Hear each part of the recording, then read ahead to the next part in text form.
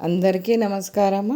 ఇలాంటి కర్రీ సమ్మర్లో మనము ఎక్కువ వాడడం వల్ల ఆరోగ్యానికి చాలా మంచిది. పెద్దవాళ్ళు అయితే ఇలాంటి కర్రీని ఎక్కువ సమ్మర్ వచ్చిందంటే రకరకాలు చేసేవారు.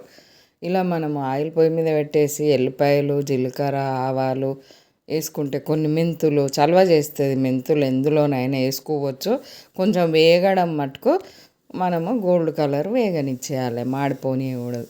కరివేపాకు తర్వాత పసుపు వేసి మనం పప్పు నానబెట్టిన పెసరపప్పు వేసుకోవాలి. 2 పిరికిళ్ళైనా 1 పిరికెడైనా నానబెట్టిన పెసరపప్పు మంచిగా ఆయిల్లో వేగిన తర్వాత ఇంకా చిన్నగా కట్ చేసుకోవాలి. దోసకాయ ముక్కలు, టమాటా ముక్కలు.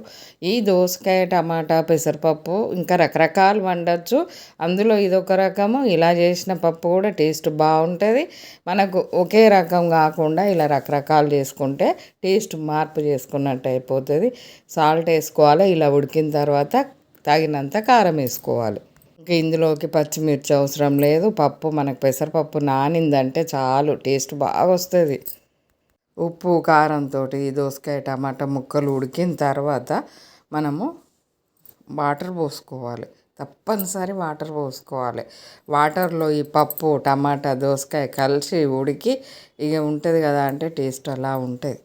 సమ్మర్ వచ్చిందంటే కొంచెం మనం రసం అని, చారని ఇలాంటివి చాలా రకాలు చేసుకుంటాం కాబట్టి ఇందులోనే పప్పు దోసకాయ టమాటా ఉండడం వల్ల ఇలా వాటర్ పోసుకోవడం వల్ల చాలా మనకు రసంలాగా కూరలాగా అన్ని రకాలు ఉపయోగపడుతుంది. అన్ని టేస్టులు ఒకే కర్రీలో దొరికిపోతాయి. ఇలా కొంచెం రుద్దుకోవాలి. పప్పు మంచిగా పట్టుకుంటుంది అన్నట్టు దోసకాయకు.